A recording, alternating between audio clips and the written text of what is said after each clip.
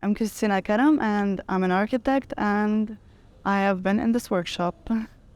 So what did you learn from this week at the workshop? Well, first of all, I learned from the workshop that the most important thing for us is to keep talking about these protests that have happened, to keep them in our collective memory, to keep the discourse going, because if we stop talking about the protests, then their importance is not gonna stay with us, and we're gonna start forgetting about their importance and about everything that has led us to these protests. I also have learned a lot of notions that I wouldn't have thought about if it weren't for this workshop, like the actor network theory and even neoliberalism. And I also learned about the importance of archiving and the process that goes into the archiving, not just the final product that we receive. It's a whole process that goes into it. Yeah, I need to add something. It was a very important part from this workshop was when we learned, besides the ANT, the actor network theory, the importance of archive. And I will always remember the sentence that archive is a practice of power, and how it has become a responsibility for us to archive what happened in 2019, to bring it together as a practice, to leave it and to learn from it. And after visiting the archives of UZAC and the archives of we got to experience the huge impact archives have on our lives today. So I just wanted to add that. So that's the part of responsibility. It is a great responsibility to hold on to these things, from small elements to big ones to memories, or even written things or untangible things. Yeah, that's it. الثورة اللي صارت ب 2019 هي أول ثورة كنت وعيت لها بطريقة كبيرة، وهي أول ثورة نزلت عليها وشاركت فيها in person يعني physically، لأنه كان عنا كتير أمل كبير. يعني كانت ثورة كنا شايفين أنه رح تغير، مش مثل اللي قبلها، مع أنه من نحنا وصغار يعني وقتا صارت ثورة طلعت رح تكون، وقتا قبل بال2000 كله كان دايما البابا يقلنا أنه ما رح يتغير شي، ما تنزلوا رح تدعوسوا وما رح يتغير شي. فهيدي لأ، كان عنا فيها هيك أمل، و خيب شوي أملنا بس أنه سوا.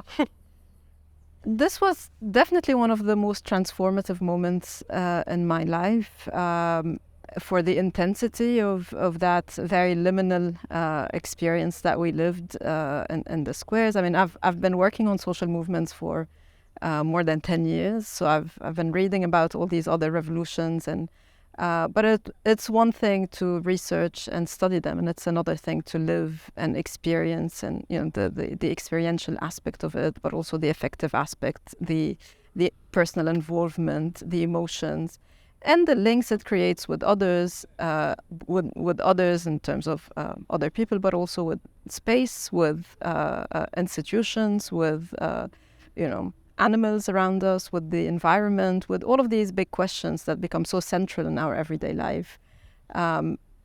I think this is probably the most transformative moment in my life so far. When the protests started on October 17, I participated by going for the first time in my life to the streets and participating in the protests. I was also very active on social media, reposting and generating posting as well. I also participated in many talks and roundtables in public spaces in Beirut, with many speakers talking and presenting many interesting ideas that also seemed very important at the time, seeing the context of the country. So can you tell us, for you personally, why the protest movement was important? Coming from a family whose parents actually experienced the war, and they weren't affected necessarily by the war physically, but they were certainly traumatized. So we were raised in a way that we should not be politically affiliated or involved. So we were very discreet politically. Yet we had a political opinion, and we had expectations from our government and politicians. but we didn't really have the platform or the space to express ourselves. And so for the first time, as for my generation at least, we saw that we had the space, someone was actually listening to us. And we managed to express ourselves as much as we could at that point. It was a renewal, a kind of an Ethiopian renewal, a possibility that was never been before. It's kind of a time where everything was could have happened. I mean, you would sense your own agency, the agency of the people. The people felt for the first time that they can make a difference. 2019 was also like a chance that I relearned myself how to be a Tripolitan. I mean, before it was just theoretical, and now you had like discussions going on about what is Tripoli, what is to be in Tripoli, and so on. Or Beirut, Lebanon, what is Lebanese, what is to be Lebanese, and so on. So in this sense, I mean, like it's a very, very huge learning experience in a sense.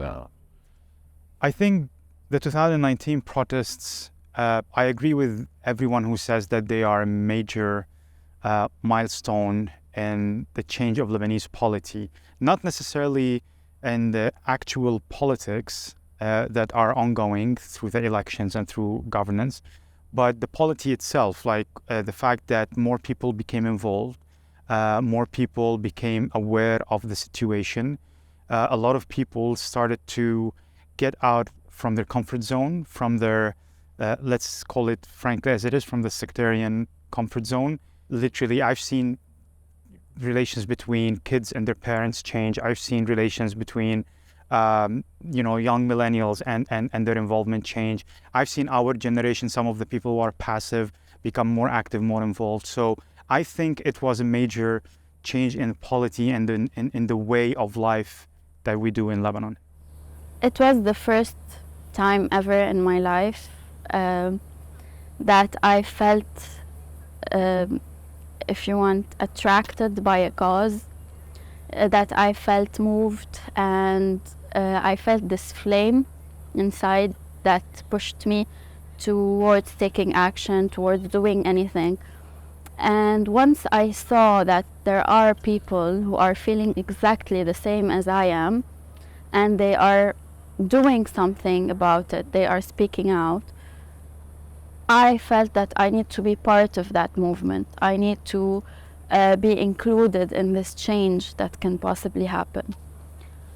I protested in Batroun, which is a very, very partisan zone or city, or like even the entire north is divided into like different parties, and there's heavy affiliations. People are dedicated to those parties, and it was very difficult to step out of the ordinary, to be different than the stereotypical person from these areas.